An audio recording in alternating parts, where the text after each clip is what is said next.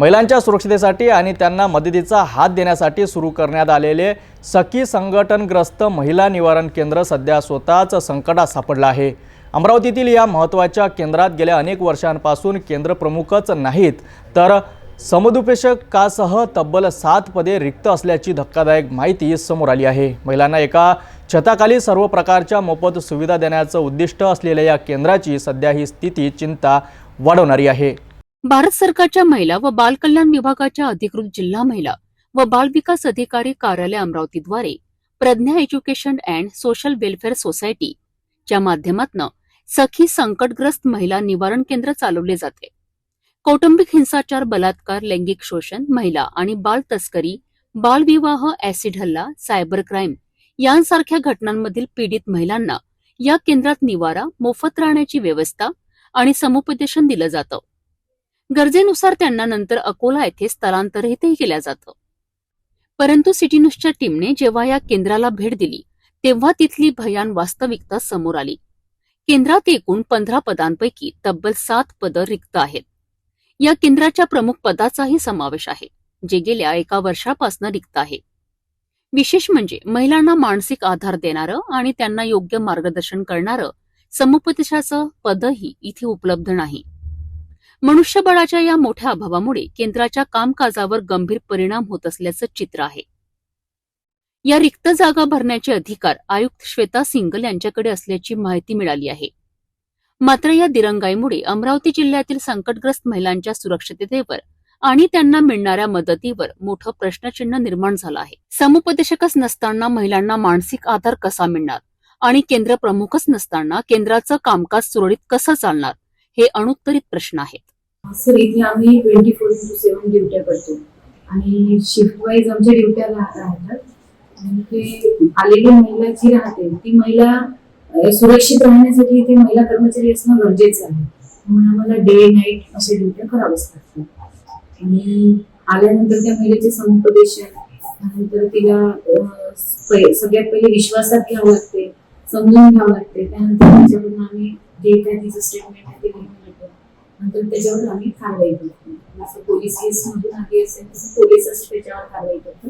पण जर ती स्वतःहून आली असेल तर मग तिच्या मिस्टरांना बोलवून, तिच्या सासरच्या लोकांना बोलवून, किंवा मग अशी एखादी केस असते किंवा तिला वाटली कोणीच नसते मग आता तिची राहण्याची व्यवस्था आपल्याकडे तर इतके दिवस ठेवत नाही, आपण संदर्भ सेवा 5 दिवस ठेवतो।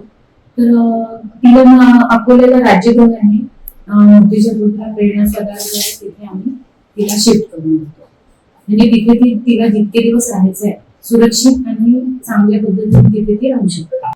अमरावती येथील डफरीन हॉस्पिटल जवळ नेमानी मंगल कार्यालयाच्या मागे सुपर हॉस्पिटलचा जो परिसर आहे त्यामध्ये महिलांना समुपदेशन करण्यासाठी एक इमारतची स्थापना करण्यात आलेली आहे। इथे सखी संकटग्रस्त महिला समुपदेशन केंद्राच्या माध्यमातून जे बेवारस महिला आहेत, लग्न झालेल्या महिला आहेत, त्यांना इथे सुरक्षितता दिल्या जाते, त्यांना निवारा दिला जाते।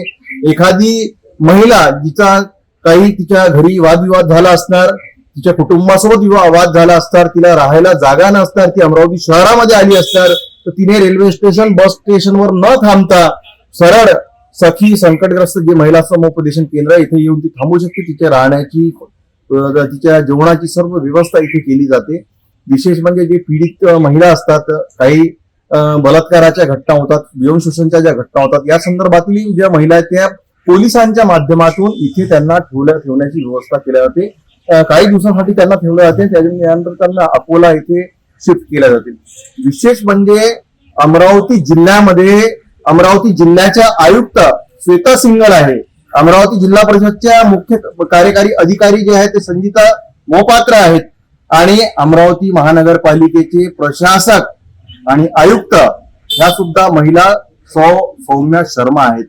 परंतु या समुपदेशन केंद्रामध्ये या संकटग्रस्त महिलांच्या सुरक्षेच्या प्रश्नासंदर्भामध्ये इथे केंद्र प्रमुखच मागील 1 वर्षापासून नाही, ही एक मोठी खंत इथे लक्षात आलेली आहे।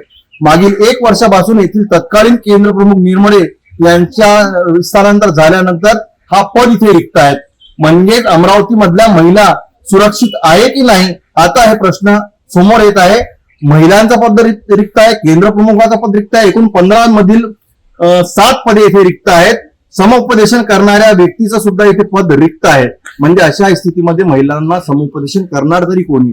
इथे अस्थायी कर्मचारी आपलं कर्तव्य बजावत आहेत आणि ते सर्व कामं आपल्या जे त्यांना त्यांच्यावर जबाबदारी नाही ते सुद्धा करत आहे. परंतु रिक्त पदे आता का भरत नाही असा सवाल आयुक्तांना सामान्य जनता करत आहे. मी कॅमेरा पर्सन मोहन सोबत रितेश किल्लेदार, सिटी न्यूज, अमरावती. एकीकडे महिला सुरक्षिततेचा मोठी गरज असताना दुसरीकडे महिलांनाच आधार देणाऱ्या केंद्राची ही अवस्था निश्चितच गंभीर आहे. तात्काळ रिक्त जागा भरल्या जाव्यात आणि सखी केंद्राला पुन्हा सक्षम करावं अशी मागणी आता जोर धरू लागली आहे.